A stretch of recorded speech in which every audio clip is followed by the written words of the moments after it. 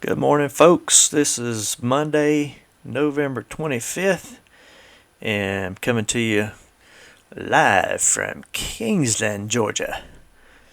I want to talk to you a little bit. I've been talking to quite a few of my friends and also corresponding back and forth on our Facebook group, and I've seen a lot of stuff in some of the forums that I'm following, and seeing some feedback and where some folks are getting denied, and not getting their claims through, and just wanted to talk real briefly about evidence. The thing that the VA goes on is evidence. It's like anything else. You got to have supporting evidence in order to state your case or to solidify your case. So same thing with the VA. They're not, for the most part, just going to take your word for it. There's got to be evidence.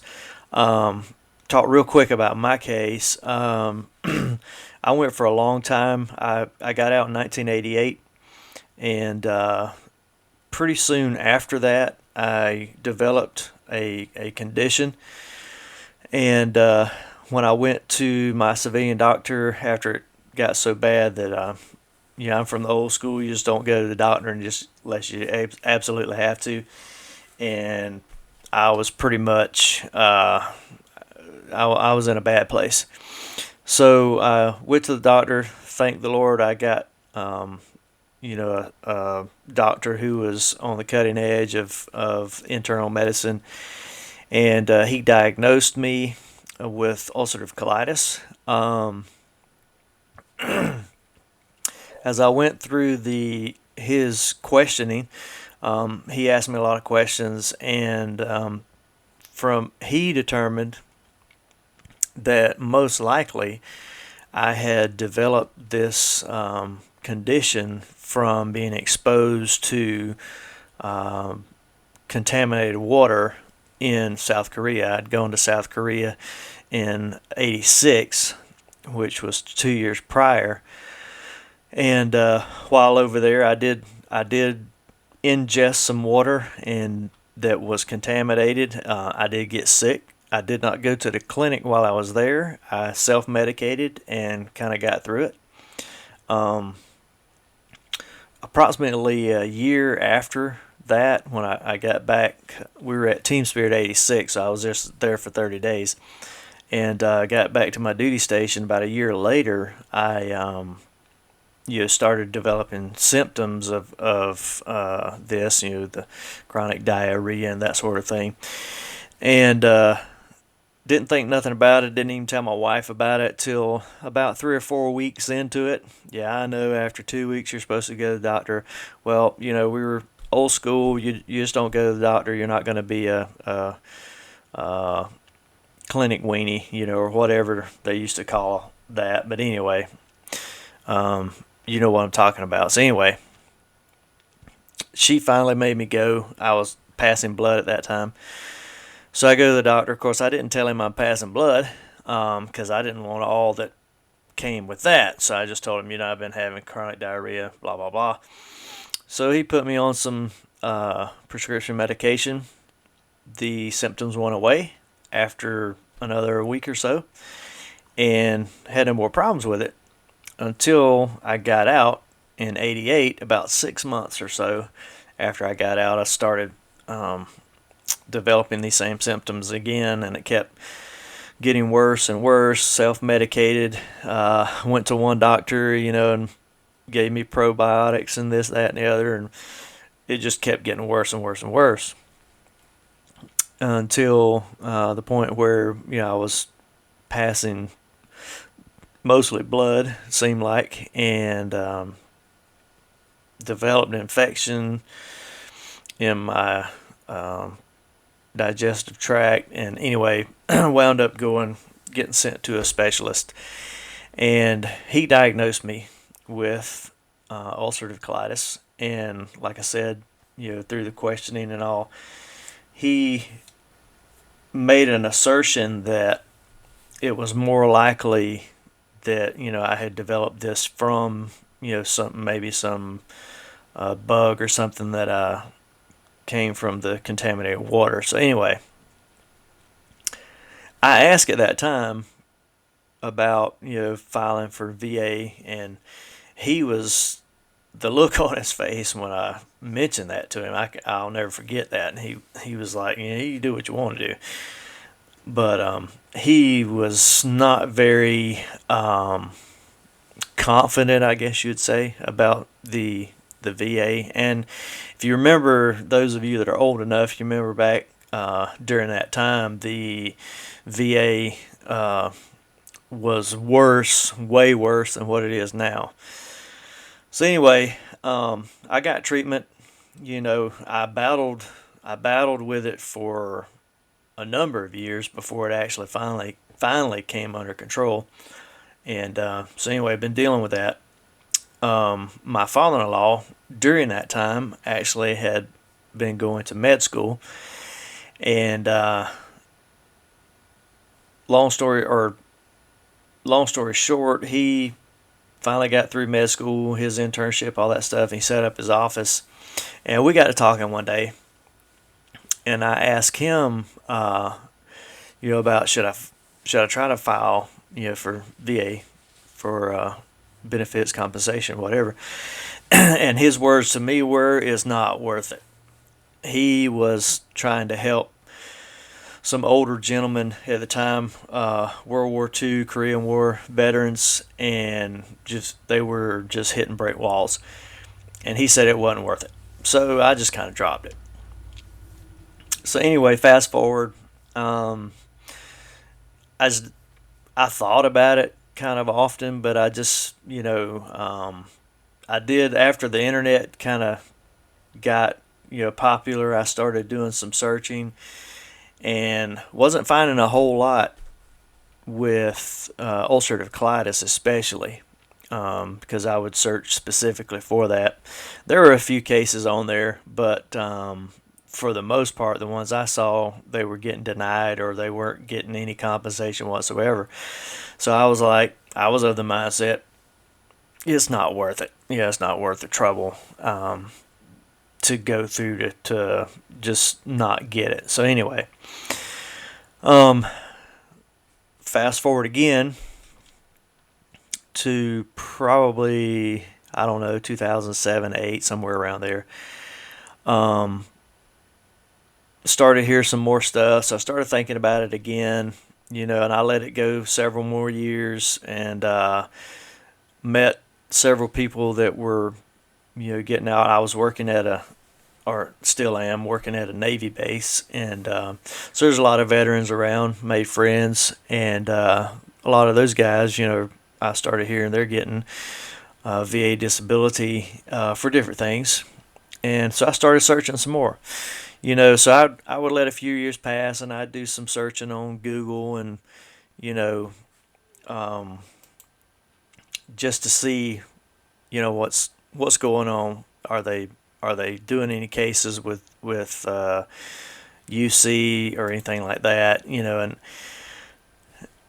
it was starting to grow, so I started seeing more and more cases where they were actually winning. So fast forward about 2016, I believe it was, I finally put in a claim. I'd gone on the Ebenefits website and tried to figure it out, and I seemed to just get bogged down with the process. So anyway, kept talking with friends of mine, that were going through the process. One in particular was using a company out of Florida, and had gotten a lot of success with them, but I had not established a case yet. So you pretty much had to at least have something going, or had been denied, in order for them to kind of help you. So anyway, I finally got my stuff together, and I said I'm gonna do it, just see what happens. If I don't do it, I'll never know. So I went, got my stuff together, and I took it all up to our local VA clinic. We have a representative there, VSO, and he took me in. I told him what I wanted to do. I gave him the medical records that I had, and he put them in. And lo and behold, just within, I don't know, several weeks, 2 or 3 weeks, maybe a month, I got letters saying, hey, you're set up for CMP exams for these conditions. So at that time, again, I had not consulted anybody. I didn't know what to do. So I just, I kind of was doing it on my own. So my eyes and my ear CMPs were awash. The eye examiner, he was contract, and he was more interested in getting me to come back for laser surgery or something. I don't remember what it was.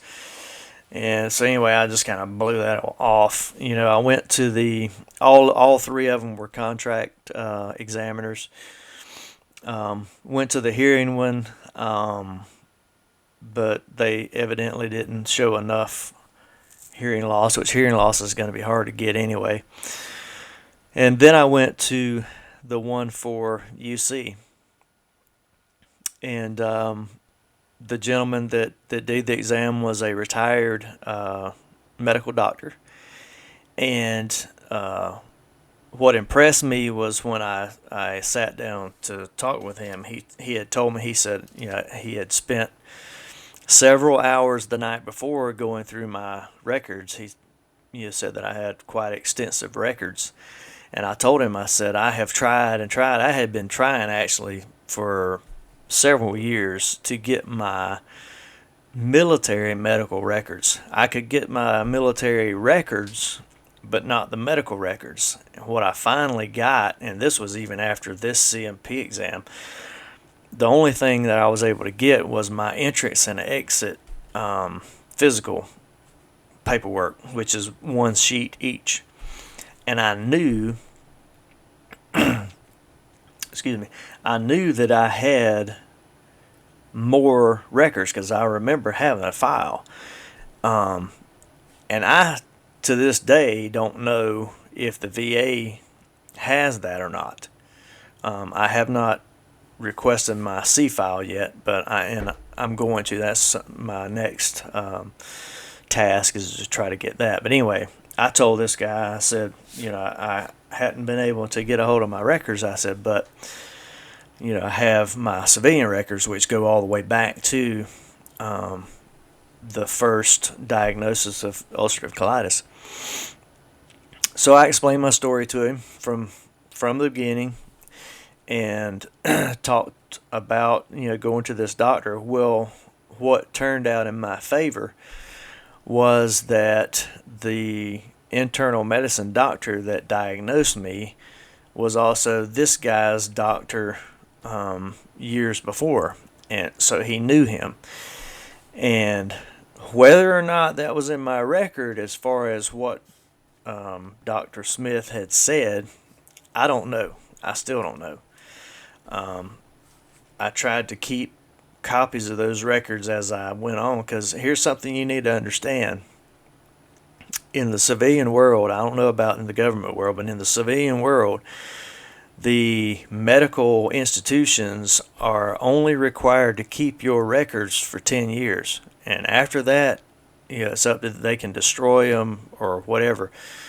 So you need to keep that in mind and always keep a copy. I've learned that from this process, is always keep your copy and update those records regularly. Keep a copy of your records, and always have that, whether it's digital, whether it's hard copy, or both. Always have your records. So anyway, I think, to me, what got my rating for ulcerative colitis was the fact that I had extensive records. Even though I may not, like I said, I may or may not have had the military medical records in there, I had extensive records showing it went back, to within a year of getting out of active duty. So, I was covered there. So anyway, long story short, what I'm trying to say is medical evidence. You need to have medical evidence. If you don't have medical evidence, you're not going to win your claim. Now, I know some of the cases we've been seeing recently, and some of that I know of personally, the medical records seem to be there, yet you're still not getting the rating. And what I can say there is just continue to build your case and don't give up. That's one thing that I learned after waiting so long. So I waited 27 years before I filed. And if you go back and retro that, that's about $152,000, $153,000 that I let the VA keep. So you think about that. It was set up for you. If you're a veteran, if you served in the military, regardless of what branch, the Veterans Administration was set up for you. So you're eligible if you're a veteran. If you've had medical issues that were caused or aggravated by your military service, then you put in for those for that disability benefit that you're entitled to. I hate using that word entitlement, but in this case, that is the case. You're entitled to that because you are a veteran, and if you can prove your case that either your injury or your sickness began or was aggravated by your military service, then you have a case. So I want to hit I probably have done this before, but I just want to hit real quick 3 of the websites that you should, if you don't already have membership to these sites, I would go ahead and register for those sites. The first one is My Health eVet. It's My Health eVet, and the website portal is myhealth.va.gov, and that'll get you to the home page. And just go on there and register for a premium account. It's free. I don't know why they have the different levels. You should just go on there and register and you get the whole deal. But anyway, just go through it, register, get the premium account. And what this website does is basically it's a one-stop shop as far as for the main thing I use it for is my records. You can go here and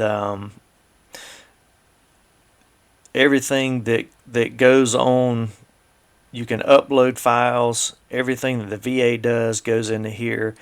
You can private message your health team once you're assigned one. Keep up with any prescriptions or anything. And those of you who are already in the system, you pretty much have to have this, so you probably already know about all this. This is mainly information for people who may not have filed a claim yet. But anyway, this is a good place to go. There's also a spot on here where you can track your vitals. So, like for instance, I keep up with my blood pressure. You can do, like if you're experiencing chronic pain, you can, that's over here in health records, track your health. Excuse me. So you track your health, and you can keep journals. You can set goals, if you're wanting to lose weight or whatever. There's a lot of stuff. It show their lab tests are all in here. Health history, you can track your history, but the vitals is pretty cool. I have used this for medical appointments, which is the real neat thing about this is, it shows you can keep your blood sugar or whatever, but you can go here and you can click on the view and it'll come up on the screen your last, I don't know, it'll do like 8 or 10 at a time, but you can actually open it up to where you can get all of them, and you can print that out. So you print that sheet out and take it with you to the doctor, and there's all your vital signs. The same thing goes with your prescriptions. You can go on, if you're like me. I don't have a whole lot of prescriptions, but I do take supplements and stuff. So I've got that listed. I've got all that listed on here, and I can just go to my prescription page and I can pull that up and print it off. It's got everything on there. It's got all the medications, the names, the dosage, how often I take them, blah blah blah, and it's all right there for you. The next website is the Ebenefits website. Now, on your Ebenefits website, some of the things on here, this used to be your one-stop place to go for filing claims and all that. And some of this they have broken up and has gone to va.gov, and I don't want to get too technical here with what all's going on, because it can get confusing. I don't know why they did it this way, but they did. So anyway, used to you didn't have to have the va.gov, but now you pretty much do. So just go ahead and sign up for, I think if you sign up for Ebenefits, it automatically will sign you up for the va.gov, because you can use the same credentials to log into va.gov. So but anyway, your it's got your personal information, disabilities. It'll show you what your current disabilities are and your current percentage, and this is how you'll a lot of times keep up with what's going on. Sometimes you'll see the change here before you get any paperwork or anything saying that your claim has been approved, or you've been rated for this, that, or the other. So now if you go to like historical claims or works in progress, if you go to works in progress, this is when you'll get the message to say you got to go to va.gov. So as it's thinking,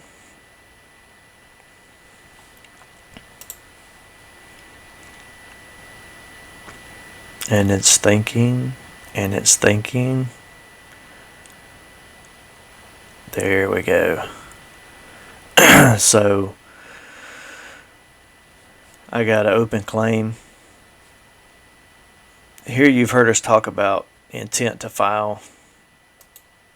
This is where you want to always have at least one of those, an intent to file, because that's going to keep your clock running. On the open claims, it says open claims featured has moved to va.gov. So we go to va.gov. Check your VA claim or appeals. And then on here, it'll tell you, where you're at in your process. It's usually about a 3 or 4 step deal. Let's get there real quick. And so anyway, while we're waiting for that to come up, again, just to reiterate, you need to have your evidence. You need to have your medical evidence, or you're not going to get the results that you want. And I had a coworker several years ago who was actually a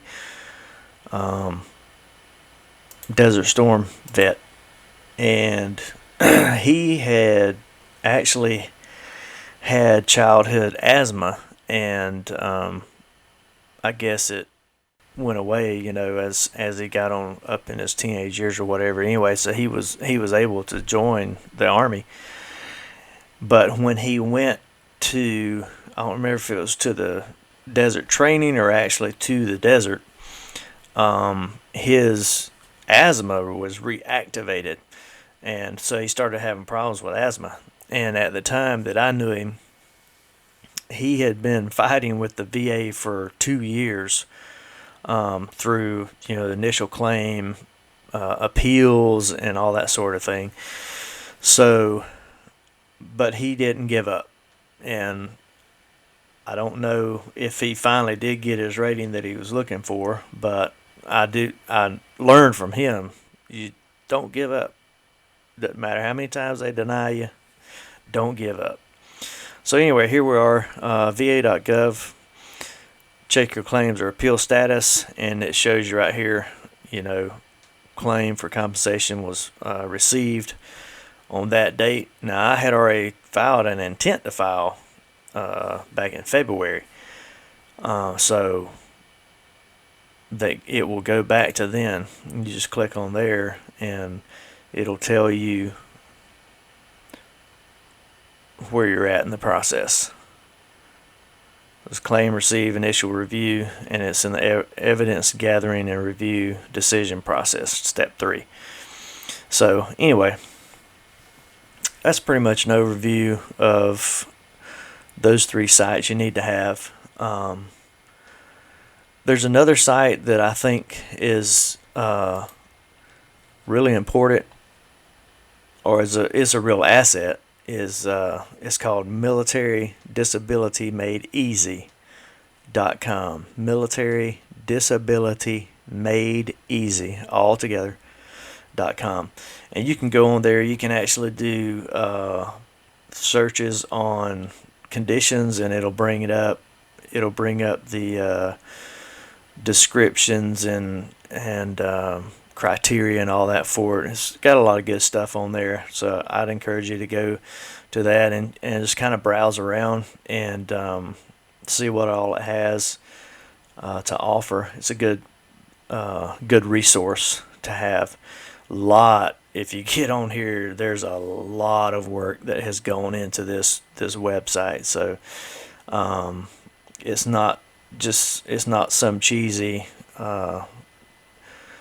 fly-by-night deal. This is the real deal, and it's got a lot of links to different forums and things. So I just encourage you to take that and use that.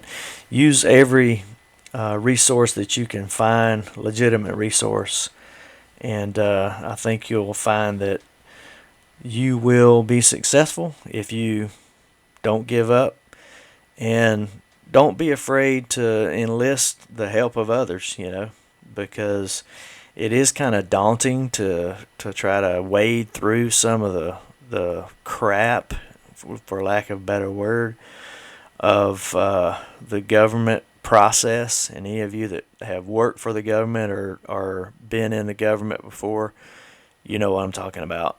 So anyway, that's all for now. Hope you have a great Monday, and hope this helped. And good luck, everybody, on your claims for your VA disability. God bless. Have a great day.